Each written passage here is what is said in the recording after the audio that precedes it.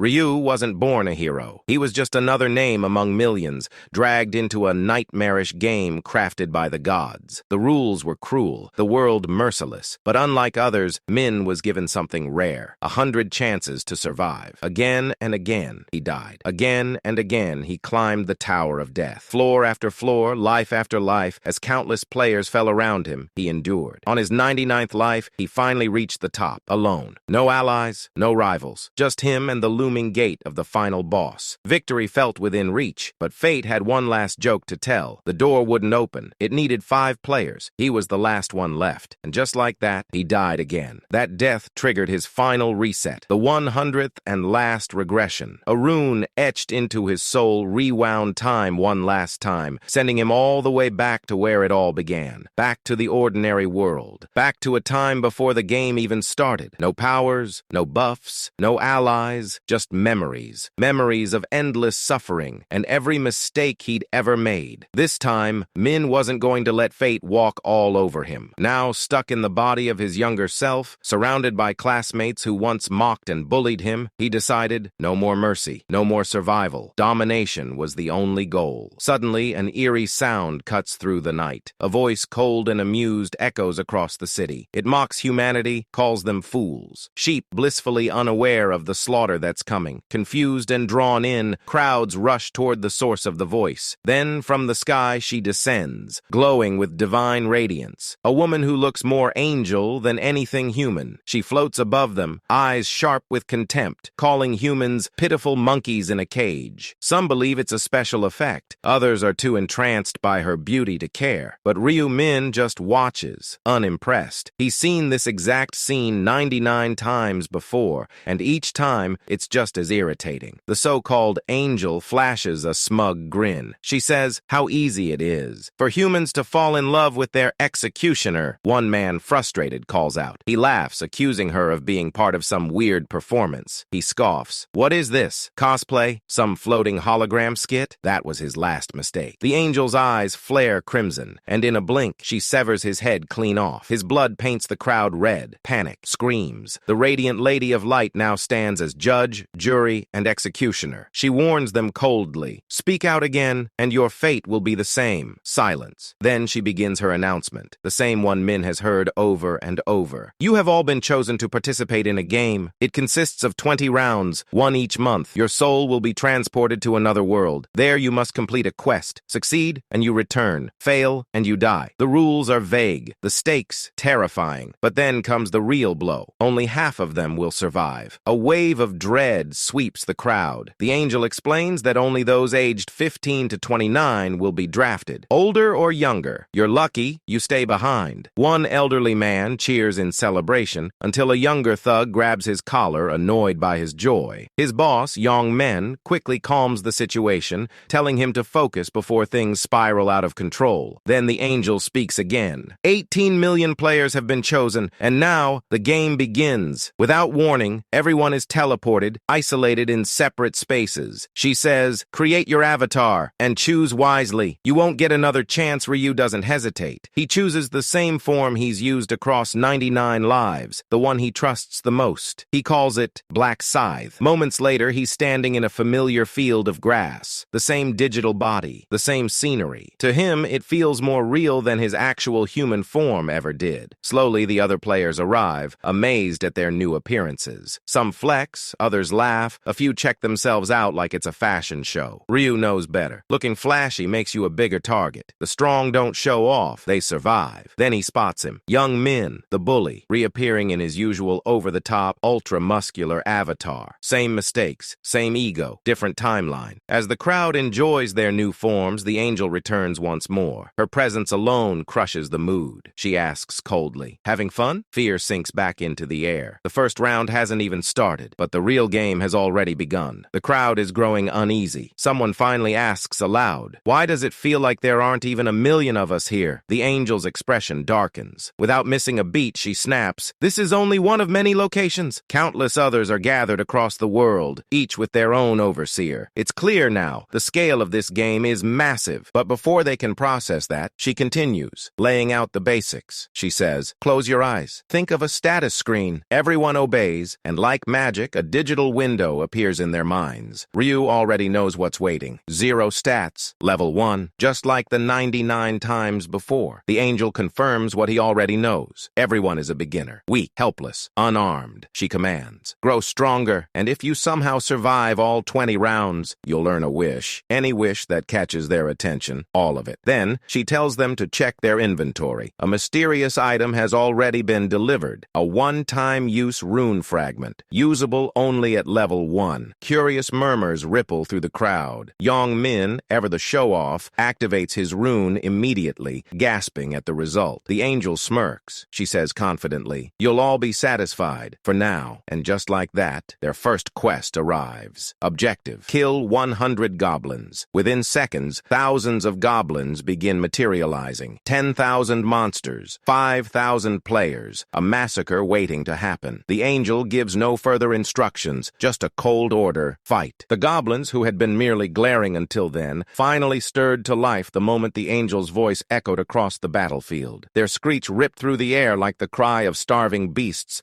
and in an instant, the horde charged forward, reckless, wild, and bloodthirsty. The people standing in the front lines froze. Fear tightened their throats as they watched dozens of goblins sprint toward them, each armed with jagged swords and bloodlust in their eyes. Even one of the men whispered nervously, "Even a dog running toward me would scare me, let alone a monster with a sword." But among the trembling crowd, one man moved. Ryu Min. He stepped forward, calm, steady, and fearless. His sudden movement drew every pair of eyes to him. Someone murmured, "Look at that guy. What's he doing all by himself?" Ryu didn't respond. He didn't even turn his head. He simply moved, his gaze sharp and unwavering. He wasn't doing this for attention. No, he wanted to make an impression, he thought. First impressions are important. If I want to avoid being bothered by annoying gnats later, I need to show them my strength right here. And more importantly, I need to catch the angel's attention. A faint smirk crossed his face and said, "For that, I'll need a little performance." Someone yelled from behind, his voice cutting through the chaos. "Hey, over here! Hey, if you go closer, it's dangerous." But before anyone could stop him, Ryu's leg shot out like lightning. With one clean kick, he crushed the neck of the first goblin charging toward him. The creature fell with a lifeless scream, but Ryu didn't even flinch. He straightened up, eyes cold, and pulled a dagger from the corpse's belt. In one smooth motion, the dagger joined the dance of death, buried into a nearby goblin's neck, then ripped out of its back. Before that goblin even hit the ground, Ryu was already on the next one, moving like a storm. The sound of air leaving 2 goblin chests rang out. His movements were fluid, precise, like a predator that had done this countless times before. A true killer. Those watching could only stare, mouths agape, eyes wide, hearts pounding. Someone whispered, "Wow, he's amazing in battle." "Who is he?" "Dude, he's so strong," one said. "Black Scythe. His nickname's pretty badass too." Their awe was short-lived. The goblins were still coming. The rest of the horde reached the line of humans, and chaos erupted once again. One shouted, trying to sound brave, "We can do this. Goblins are just fodder in games, right? This isn't real life. It's just a virtual reality system." Encouraged by Ryu's massacre, many found new confidence. If he could slay hundreds alone, surely they could handle a few. But that illusion didn't last long. One cried, "Ah! That hurts!" The screams came instantly. Goblin daggers pierced human flesh, and fresh cries of pain echoed across the battlefield. Those who had boasted seconds ago now begged for mercy. The player said, "Please stop. It hurts so much. You monsters! My arm! My arm!" One by one, they fell. Some struck unconscious by clubs, others bleeding out from dagger wounds, their eyes wide with disbelief. Some tried to run but stumbled, falling into the dirt. Others simply crouched down, shaking, paralyzed by fear. The goblins didn't stop. They stabbed again and again, laughing in shrill tones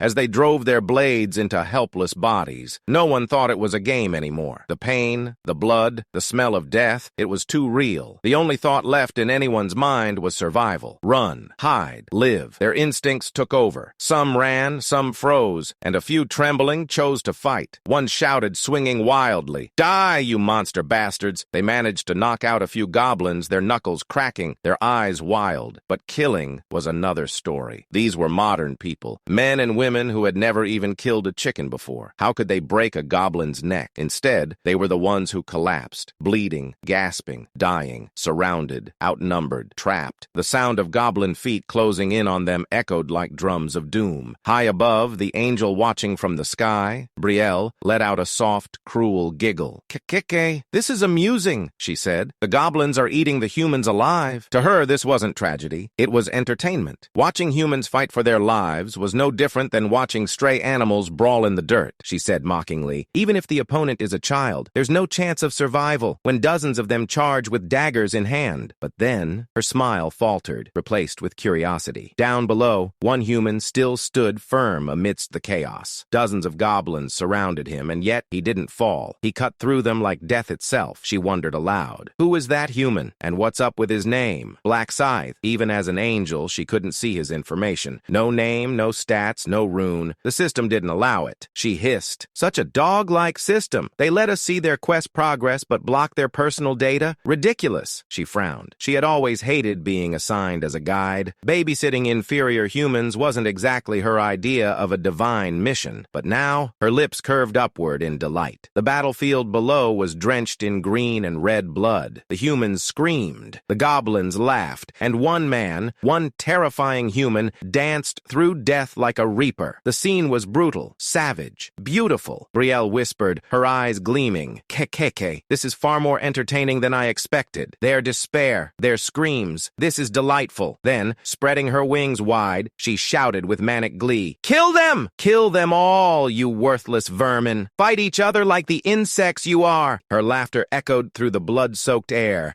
and the slaughter raged on. As Brielle watched the chaos unfold beneath her, her golden eyes suddenly shifted. Something on the battlefield had caught her attention. Unlike the rest of the field, a sea of red, soaked with human blood, there was one area where the color was different. It gleamed green, goblin blood, and at the center of that green-stained ground stood one man, the player who bore the nickname Black Scythe. Her eyes widened slightly, inquiring, "That human again? He's still alive?" When she had first seen him emerge victorious from his initial skirmish, she had felt a brief spark of excitement. It was rare for a human to survive that long, much less dominate. At the time, she'd brushed it off, she thought. Maybe he'd just stumbled upon a powerful rune, something that gave him an edge, but it was just a fleeting notion, not worth her divine attention. She turned her gaze away back then, certain his stamina would soon run dry, and that he too would fall like all the others. And yet, there he was, still standing, still fighting, still killing. Her lips parted slightly in disbelief.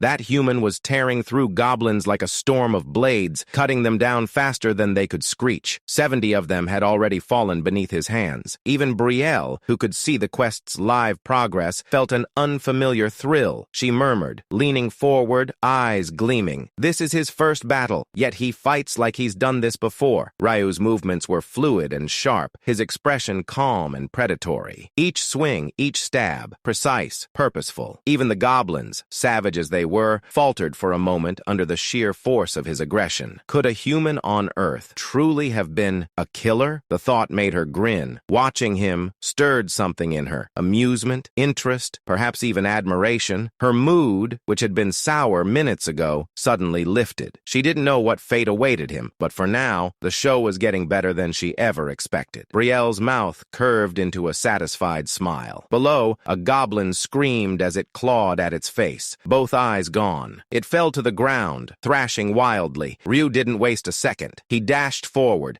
leaping into the air. His dagger plunged deep into the creature's neck. Then a message appeared. "You have defeated a goblin! Experience points plus 4%. Gold plus 10. Level up. Quest progress. Goblin 75 out of 100. Remaining goblins until quest completion 25. Ryu ignored the messages flashing before his eyes. He rolled to the side instinctively, just in time. A goblin's dagger stabbed the ground where he'd been moments before. He sprang back up, body moving on instinct. One shrieked, lunging forward. Without hesitation, Ryu thrust his dagger straight into its chest. Then he turned, eyes scanning the field for his next target. His movements didn't stop, a relentless, flowing rhythm of death. Not a single heartbeat was wasted. Not a moment of carelessness allowed. His breathing was steady, his expression fierce. Soon, the battlefield around him grew quiet. The remaining goblins whimpered, backing away with trembling eyes. All the goblins nearby were dead. Ryu finally lowered his dagger slightly, exhaling. He murmured, "I can take a breather for a moment." He opened his status window and a soft light flickered across his face. Level 4 already. His fingers moved quickly across the interface and said, "For now, I'll go all in on agility." Each level up granted him 2 stat points. After allocating them, his agility, once just 3, had risen to 9. He thought, agility is the most important stat right now. Out of strength, intelligence, agility, and luck, agility mattered most. It boosted evasion, speed, attack rate, everything he needed to stay alive. Ryu turned his gaze toward the distance, about 30 meters away, where the rest of his group was still locked in chaotic battle. They cried, "Help me! Ah! Die, you monster bastards! Just die!" That side of the field was pure madness, red and green blood blending into one horrific mess. Meanwhile, on his side, Ryu stood alone among piles of goblin corpses, the air around him still and heavy. It was as if he existed in a different world altogether. He thought grimly, it's inevitable. They're facing goblins for the first time in their lives. He picked up a dagger from the ground, and without even aiming, threw it. It pierced a goblin's chest. The creature screamed and collapsed, green blood spraying across its comrades. Ryu shouted, "Come on! Aren't you coming to me?" But the goblins only stepped back, trembling. He sighed, shaking his head, saying, "If you're not coming, then I'm coming to you." He lunged forward, body blurring. Steel flashed. Green blood exploded in every direction. Moments later, silence fell. The last goblin before him dropped to its knees and fell. A column of translucent light descended upon Ryu, enveloping him completely. He stood within it, untouched, a protective barrier isolating him from the remaining monsters. He murmured, relief flickering across his face. The first round, that was easy. The appearance of the barrier meant one thing. He had survived. He had cleared the stage. Those who failed to do so within the time limit would disintegrate instantly. But not him. Not today. A shimmering gold notification materializes before him, declaring that he finished the objective in a record 10 minutes and 21 seconds, clinching the #1 spot. Knowing the top 3 placers get exclusive prizes, Ryu earns a standard tier rare weapon voucher, plus a unique first-place chest for his global ranking. He immediately opens the player map rewards, presented with an array of armaments. From the selection, he picks a stiletto, a starter-grade dagger, and discards the worthless blade he used during the fight. He opts to save the global reward for future use. Checking his status screen, he observes the other participants still grappling with the weak monsters. His gaze then falls on a new title he's acquired, the Final Chrononaut, one he never received in his previous 99 cycles. Intrigued, he activates the special mark he obtained and is granted the Chrono Revert Sigil. As it starts to etch onto his form, the system alerts him that residual energy from the sigil's effect is already present on him, causing the engraving to fail. This doesn't shock Ryu. A successful engraving would have created a perpetual time loop exploit, a brokenly powerful glitch. The system then informs him that his 100 repeated cycles have unlocked a new title. Ryu understands that titles are a more advanced version of sigils in this world. Inspecting it, he finds it grants a single, full health resurrection upon death. He remembers that revival abilities are typically a priest-class skill, and even then they only bring someone back with a fraction of their health. His title is vastly superior, ensuring a complete recovery. Stunned by its power, Ryu quickly uses a system feature to conceal the title from view. Once he's finished, he scans the area, curious if anyone else has completed the quest. He spotted Youngman. The dude was still kicking. Ryu smirked a bit, thinking, guess he's gonna make it through this mess like before. As the number of humans nearly equals the remaining monsters, the celestial being, now bored, decides to summon a second, larger horde to prolong the turmoil. Meanwhile, the bodies of the fallen humans begin to dissolve into light, leaving their friends and family in utter despair. The new wave of 50,000 creatures overwhelms the struggling survivors. The required elimination count for qualification climbs closer until it finally only exceeds 5,000, causing all the monsters to vanish. Those who didn't meet the quota fade away into nothingness, their pleas ignored. One man desperately screams at the divine overseer that he just needs one more kill, but the game's rules are absolute. Only half of the participants in each round are meant to proceed. The survivors, horrified by the disappearance of their comrades, are told by the overseer to be grateful for their lives and to prepare for a more difficult second round. Before they are released, the system distributes rewards and displays the leaderboard. Everyone receives 1,000 gold coins, usable once the in-game shop unlocks at level 10. Thanks to the public ranking, everyone now knows Ryu's name, just as he intended. His first-place finish grabs the celestial being's attention. She asks him how he became so powerful, suspecting he might have obtained a glitched sigil. Ryu sarcastically retorts, asking if she can't see which sigil he acquired. The lady immediately backtracks, claiming she knew all along to save face. Ryu then asks if he can pose a question, complaining that the reward for first place is insufficient for his efforts. This demand for a better prize enrages the divine being. She demands he repeat himself, and he does so without hesitation, further fueling her anger. She scowls, wondering how a mere human could be dissatisfied after clearing a horde of low-level monsters. In her fury, she considers obliterating him, but remembers her one-time kill authority was already wasted on another human. Regret washes over her, but is quickly replaced by a new, cunning idea. She asks Ryu if he truly requires a better reward, explaining that while the rules normally forbid it, she might make an exception. She tells the other survivors to wait, as she needs a private word with Ryu. Chaos erupts among the crowd as they wonder if negotiation is a valid tactic, with some growing jealous of his apparent luck. Ryu follows her deep into the forest, maintaining a safe gap. She notices and snaps at him to keep up, internally fuming at what she sees as disobedient pests, but she suppresses her rage, knowing she cannot directly interfere with the higher being's game system. A sly grin forms on her face as she concocts a deceitful plan. Once they pass a certain point,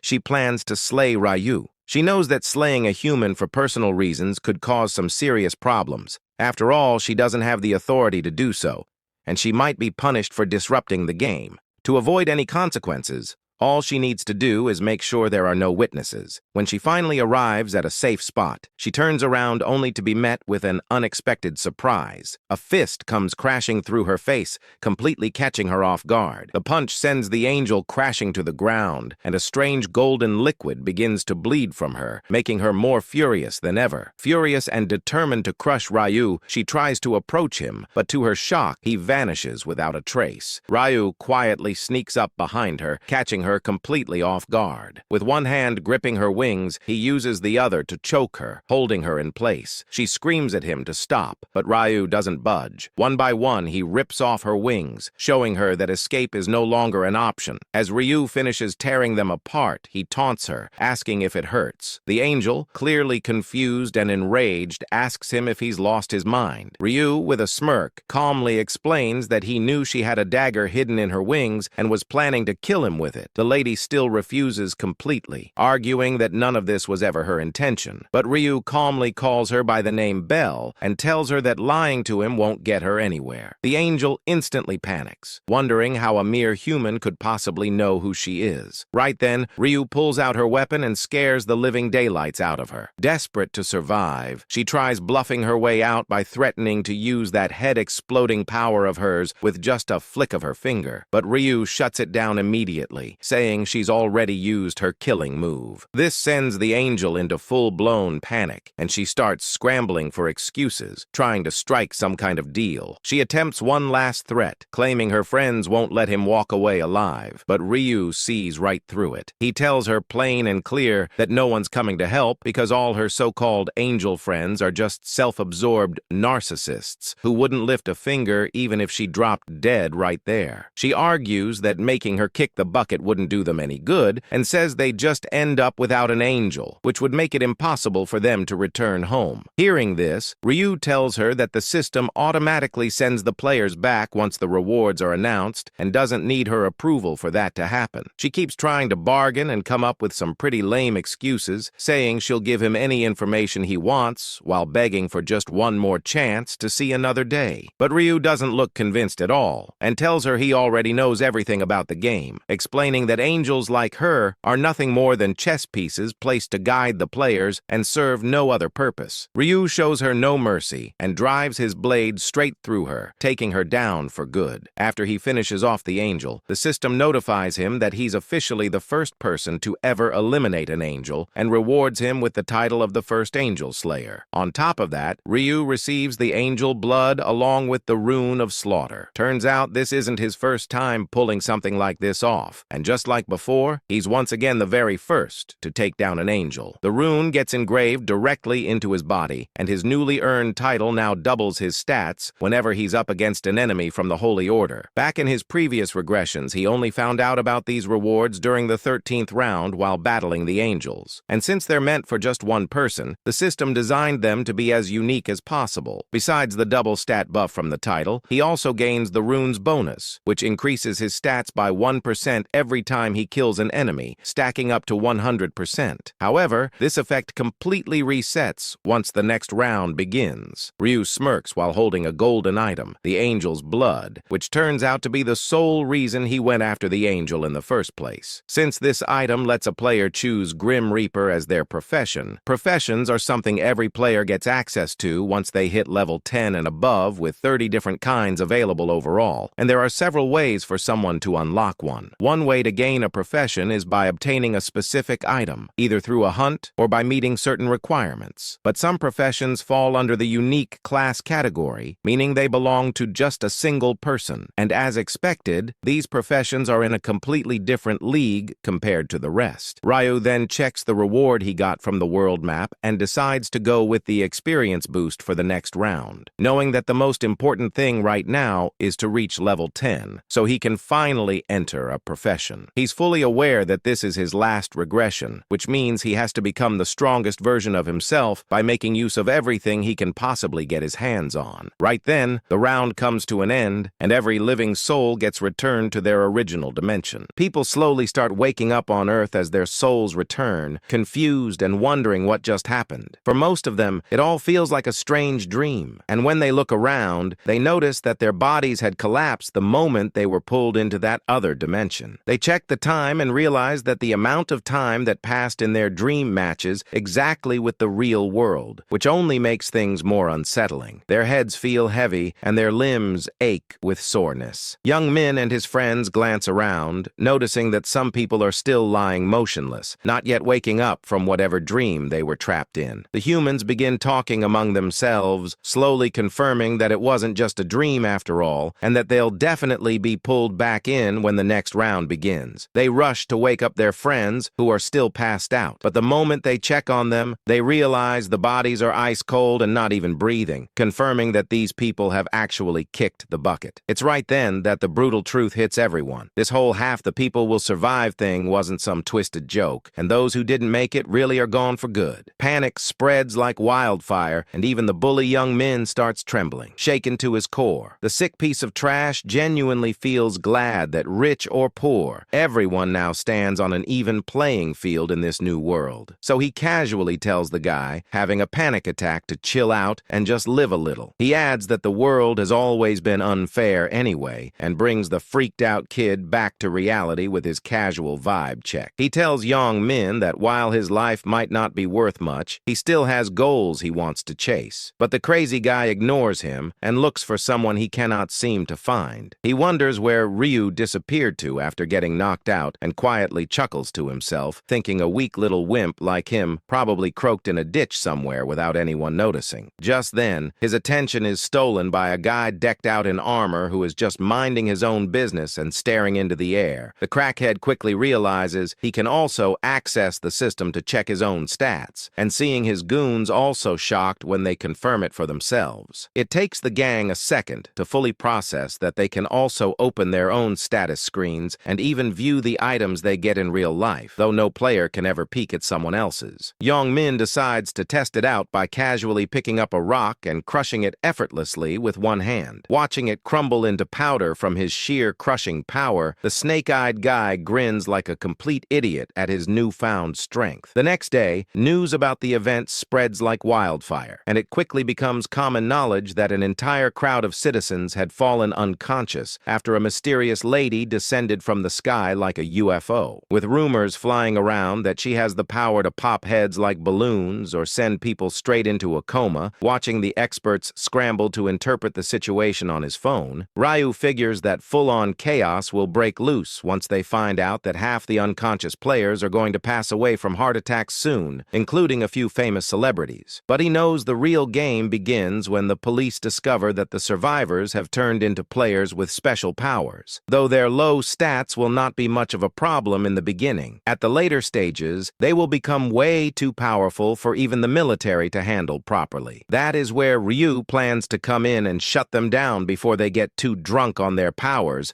and end up destroying Earth long before the final round even begins. He has already decided that he will achieve it by dominating with his own overwhelming strength. However, this time he knows he will have to play it smart and rally the top 4 players to his side if he wants to survive the final round. Though there is something much more important he needs to take care of first. Back at his apartment, Ryu goes into the kitchen and feels bad that his little brother ate a single cup of ramen for dinner like always. Ryu quietly opens the door and peeks inside, careful not to wake the little guy up, and he feels relieved that Juan can finally sleep peacefully, even without his big brother around. After all, despite his towering height, the walking beanpole is still just a 7th grader living alone with his brother ever since their parents passed away in a car crash. Pressing down on the bandage wrapped around one's bruised hand, a wave of regret and pain crashes over Ryu's heart. Without wasting a second, he flips the lights on and tells his little brother they are leaving right now. One groggy asks why he's making him get up so early, but our big brother rips the blanket off and orders him to get his lazy butt up and get changed, because they have something important to take care of that he will explain on the way out. Little bro grumbles that if it is just another one of Ryu's random morning walks, he is definitely not interested. But Ryu suddenly drops his voice into a serious tone and lets him know that some serious stuff is about to go down. So now is not the time to be sleeping in. His little brother frowns and asks if something happened during the New Year's celebration Ryu went to,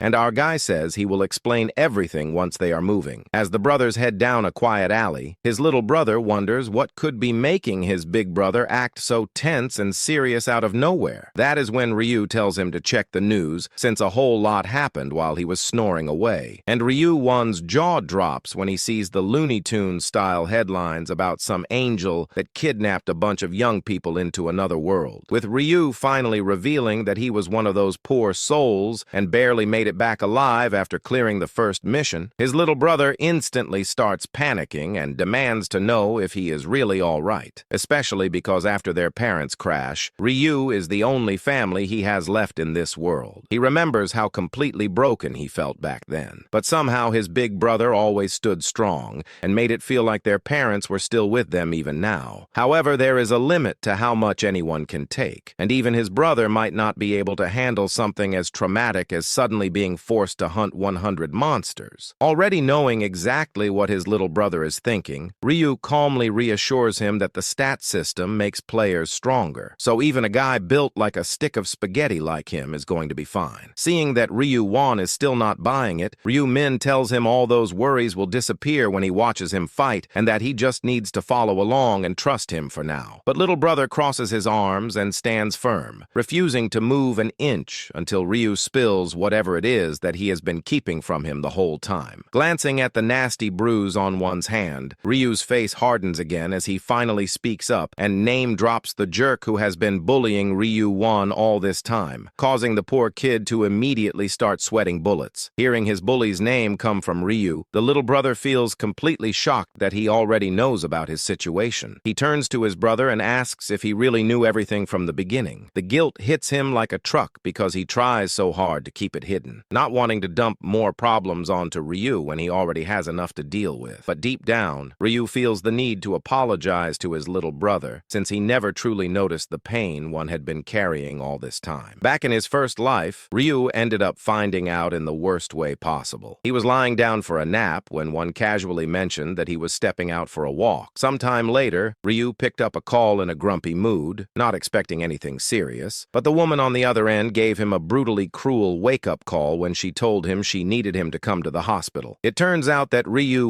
got beaten so badly by his bully that night that he ended up losing his vision completely. Ryu felt like a pathetic weakling in that moment, and the weight of his own helplessness slammed into him like a truck. That's exactly why, in this life, he wants to make sure his little brother never has to go through something like that ever again. At the same time, in a rundown alley, Two slams a nerd into the wall with a hard kick and reminds him that he was supposed to show up with 20,001. He starts yelling as the nerd just lies there like a lifeless NPC. The fat pig keeps kicking him over and over again, and even his own grunts start looking surprised at how much punishment he's dishing out. As the guys stand there frozen by his ruthless attitude, Fatty starts whining that there's no way he's getting a bike big enough to fit his massive dump truck without the nerd's money. He turns to one of his lackeys and asks who else they can squeeze cash from. They start thinking it over until Forehead Guy pipes up and tells him to call the tall toothpick with the curly hair. Just the thought of Juan's punchable face makes Two grin, and he casually shares that his plan for ringing in the new year was to start it off by beating that kid down. While his grunts throw out the genius idea of getting money from Juan, Fatty quickly reminds them that the kid is basically a homeless bum and that every single time he beat him up, the shack dweller never had even a penny to his name. The moment Fatty brings up that Ryu lives with his brother, his eyes immediately lock onto a pair of visitors, and to his delight, it's none other than his favorite punching bag along with our big brother. That sight alone makes the basketball-shaped menace and his lackey grin wide. And he jokes that usually the devil shows up when someone says his name, but he got a gift instead. Right after that, Grease Lord goes full psycho and curses at Juan,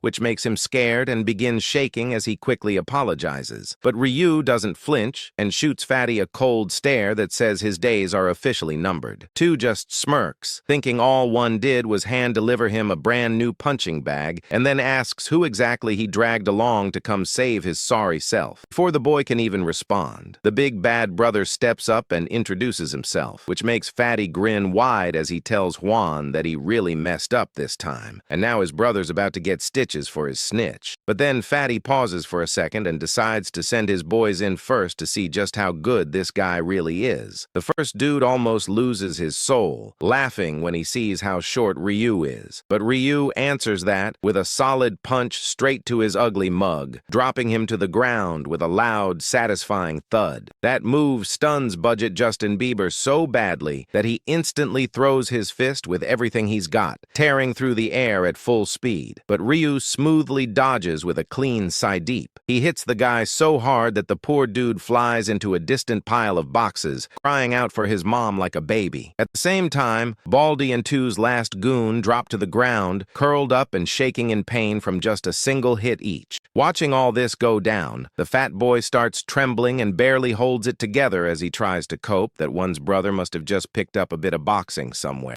Trying to act unfazed, Fatty scoffs that there is no chance a guy built like a noodle can throw punches strong enough to actually hurt him. So he approaches him with full confidence, walking like a JoJo villain while towering over our hero. He smugly points out that those amateur boxing lessons probably forgot to mention how brutal a height difference can be in a fight. But Ryu just laughs at the oversized cutting board and asks if this guy even watches the news. Seeing Ryu smile to himself in that situation ticks Fatty off, and he throws his fist, ready to teach him a painful lesson. But Ryu easily dodges the jab and makes the oversized bulldog stumble around, trying to land a single hit, turning every dodge into a stylish move. Fatty's heart starts pounding like crazy, and he nearly gives himself a heart attack for moving around too much, as he wonders why none of his hits land. Fed up with Big Smoke's tantrum, Ryu ends the show by knocking Two out cold with one brutally satisfying punch, then tells him straight that he wouldn't have dared to step up if he actually watched the news. As the big guy struggles to stay conscious, he charges right back at Ryu, only to get his butt handed to him a second time. This time, Ryu pulls a smooth move and vanishes like Naruto, appearing right behind the fat boy to land a clean jab straight into his oversized double chin. Clutching his mouth from the raw sting, the big guy starts cursing at our hero until he nearly loses it when he notices notices a tooth has gone missing from that punch. This sight fires him up even worse than a fat Fortnite kid losing a match, and he launches a wild, hopeless attempt to take out our boy. As always, Ryo shows zero mercy and starts pounding that watermelon-sized head with so many punches that Two looks like he might fall over any second. His pathetic lackey watch from a distance, too scared to even breathe properly as they practically wet their pants. Meanwhile, the budget bully gets furious and convinces himself that one's brother only keeps winning because he keeps hitting first, thinking that if he could land just one greasy punch, the guy built like a toothpick would go flying across the room.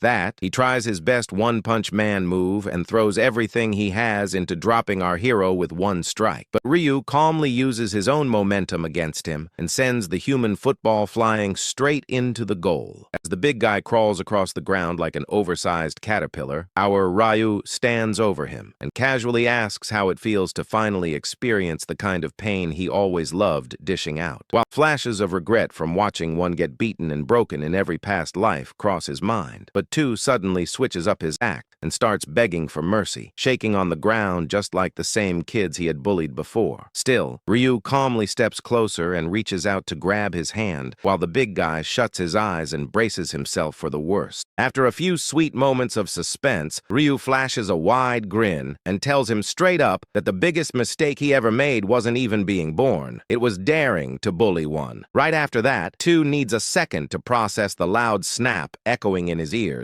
only to realize it's the sound of his own hand being twisted into something that looks like broccoli. Ryo doesn't even slow down as he grabs the other hand too, and the sharp noise of bone cracking grows so brutal that even the gang of goons runs away, terrified of the madness. Being the timid soul he is, one quickly looks away while his brother keeps going, making absolutely sure that the so-called bully understands exactly what will happen if he ever thinks about messing around again. However, he flashes a wide grin at the begging bully for even thinking he might be gullible, and makes it clear that he would never trust scum like him. So he ensures that Two will never again lay his filthy hands on another innocent kid by doing cruel things. Later, the little brother asks Ryu how he is suddenly pulling off such insane moves and wonders if he has been secretly training for years without telling anyone. Ryu then explains that it's already been in the news that a few people have been selected as players who can use abilities from the other world even while living on Earth. He casually shows one of his daggers, instantly making his brother fanboy over it like it's a legendary Counter-Strike knife skin. Ryu also shares that the crazy moves he pulled off during the fight are thanks to his boosted speed stat,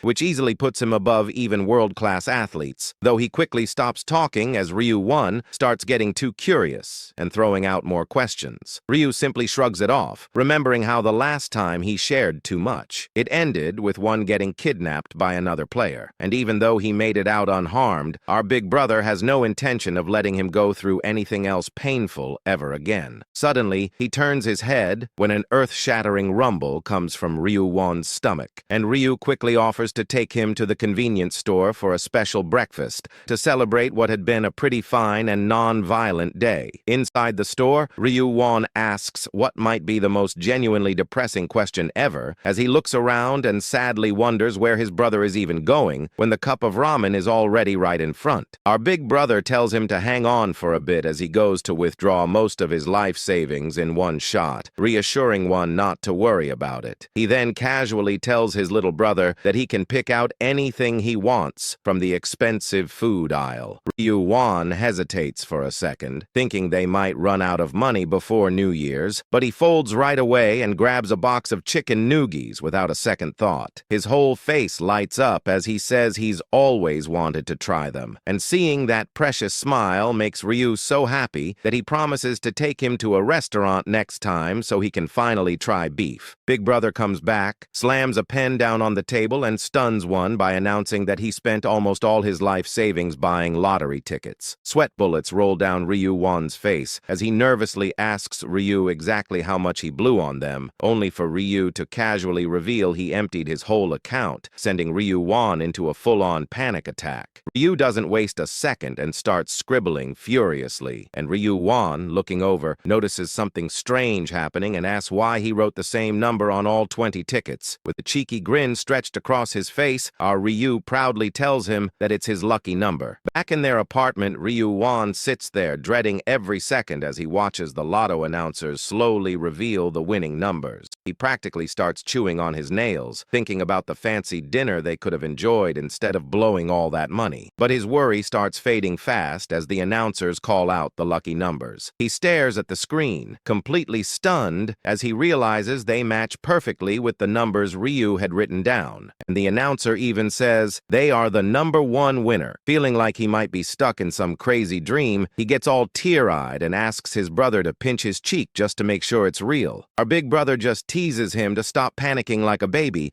and flashes a wide grin while telling him it's all real and that they are now rich beyond belief. Ryu casually tells the little brother to calm down a bit and stop going crazy, or else they'll disturb the neighbors, while silently laughing to himself as he remembers how he once screamed like a little girl the first time he lucky guessed the winning numbers. But now, with everything happening and the economy getting wrecked by players, making a fortune feels like a total piece of cake. After that, Ryu strolls into the bank without a care and casually tells the clerk that he is the top winner and wants to claim his prize. The clerk congratulates him while quietly thinking that the first place winner looks suspiciously young, almost like a regular student. He asks Ryu where he bought his tickets from, and the moment he hears the branch number, the guy starts panicking because he remembers a man once mentioning that over 100 winning tickets came from a single store. The clerk instantly realizes this could only mean that one person bought them all, and he also remembers the man telling him to call the director immediately if the top winner ever shows up. So he politely tells Ryu to wait for a moment, and before long, the director himself shows up. The old man introduces himself with a smile that looks a little too eager, almost like he's ready to pick Ryu's pockets, but he still congratulates him and personally escorts him upstairs to his office. Inside the office, his secretary immediately bows deeply to the two of them, clearly thinking the director has brought his own son along. However, the director quickly corrects her, saying that Ryu is actually a very special guest and she should be extra nice to him today. The woman instantly catches on that this must be the living legend who scored 100 winning tickets and tries her best not to completely lose it. As she shakily tries to suck up to him, Ryu just waves her off and tells her to stop wasting time and bring him his dough. He casually hands over the stack of tickets, and her brain practically short-circuits when she notices the exact same number printed on every single one. After she finishes checking and confirms that all of them are authentic, Ryu gets straight to the point and asks her for the total amount. It turns out that after losing about a third of his winnings to taxes, he still pockets a massive 15 billion won. So he decides to buy himself a small studio apartment and starts doing some trading in his spare time, especially since he knows for a fact that Bitcoin is about to shoot straight to the moon. Later, back at their apartment, Ryo surprises his little brother with a place that looks like something straight out of his dreams, but the little brother immediately asks why he doesn't just go ahead and buy it outright instead of renting, especially now that he's practically swimming in cash. Ryu proudly reveals that they are actually broke again because he dumped all their winnings straight into crypto, causing Ryu One's brain to pretty much vaporize into dust on the spot. Big Brother casually places a hand on his shoulder and reassures him that he knows exactly what he's doing, telling him to calm down since the old man from his dreams also gave him the lucky numbers for the next 4 rounds of the lotto. Hearing that, Ryu One starts shaking men like a soda can and screams at him to never forget the numbers. Not that Ryu could even if he wanted to, after experiencing the same boring nonsense a million times over. Putting that aside, Ryu tells him to hurry up and start packing because they are moving into the new place immediately. Meanwhile, on the other side, we catch a glimpse of a player smashing a concrete wall like he's the Hulk, while the man proudly thinks there is no one smarter than him for putting every single one of his points into strength. Though he is a little different from others, since he possesses the rune of power, which doubles a player's strength and gives him the kind of confidence where he believes he could probably send both Mike Tyson and Jake Paul home crying. Clenching his monstrous fists tightly, he decides that it is finally time to put those big guns of his to the test once and for all. He shows up at our hero's old place and starts hammering on the door, yelling at the top of his lungs for Ryu to stop hiding like a scared little wuss. When he gets no response, he wonders if the guy guy died in a ditch somewhere. And just thinking about the smug, condescending look Ryu once gave him makes his blood boil even more. He keeps bashing the door like a lunatic, ready to break it down and pummel him, but finally stops when it slowly starts to click that maybe Ryu simply isn't home. The madman then shouts that if he hears even the slightest footstep from inside, he is going to bust the door down like a full-blown SWAT raid. Right at that moment, an old man appears and asks him what in the world he is doing standing outside someone else's home. But the crazy guy gives zero respect and rudely tells the old geyser to shove off, since it's not like he owns the palace or anything. The old man, unimpressed, easily moss him by saying he actually is the landlord, and then politely asks if he happens to be there to meet a friend. After spending a few seconds forcing his last two brain cells to cooperate, the madman pretends to be Ryu's old buddy and asks the landlord if he can open the door because he's worried sick about his dear friend whom he hasn't seen in forever. However, the old man ends up leaving him standing there completely dumbfounded as he explains that the student who used to live there moved out a few days ago without telling anyone where he went, pissing young men off beyond belief. Meanwhile, back at the new apartment, Ryu Won is completely awed by all the fancy services their luxury place offers and ends up acting like a total clown who just stumbled out of some backwater village. The moment they step inside their massive new room, he immediately asks his brother how much this giant apartment, clearly too big for just the two of them, actually costs. And Ryu casually drops that the rent is a measly 22 million yen per month. One soul nearly leaves his body on the spot as he remembers how he lost his mind over a measly 5,001 box of chicken nuggets. He quickly advises Ryu not to splurge like a madman and to find somewhere cheaper, but our big brother points out that they seriously need the top-tier security this place offers, especially because players end up falling into a deep sleep on the first of every month, which leaves them completely helpless against anything from natural disasters to hitmen sent by their enemies. Rao knows very well from hard-earned experience that all the strength in the other world means nothing when you are Komiyomaos in real life. After laying it all out, he asks his brother how he likes the apartment, and one is honestly pretty happy with it, though his smile quickly fades as he ends up apologizing to Ryu for making him waste time and energy on his sorry self when he already has enough threats to juggle in the other world. Our big brother laughs it off, gives him a hearty slap on the back, and asks the cheeky little bugger if he really thinks he won't come back after the next round. After that, he tells his little bro to relax for once and enjoy the 5-star restaurant right there in their building while he goes off to check his messages. He scoffs at all the angry rants and rage messages sent by young men, but he ignores the madman without a second thought because no matter how loud he barks, Ryu is practically untouchable now as Black Scythe. The next day, Ryu steps out of his room and finds his little brother all packed up and ready to head out somewhere. Ryu Won cheerily tells him that he's going to pick up some rice cakes he ordered, which completely throws Ryu off because his little brother never did anything like this in even one of the 99 lives he remembers. Curious, he asks what the occasion is, and Ryu Won explains that he wants to be nice to the neighbors since they just moved in. Thinking it's a pretty good tradition, Ryu feels proud of the little guy and suggests they go together just to be safe, though Ryu Won tries to convince him to sit back and relax since he deserves it. At the first neighbor's door, they ring the bell, and one excitedly tells the sweet old lady on the speaker that he's here to drop off some rice cakes. The old woman warmly appreciates the gesture and wishes the brothers a very nice day.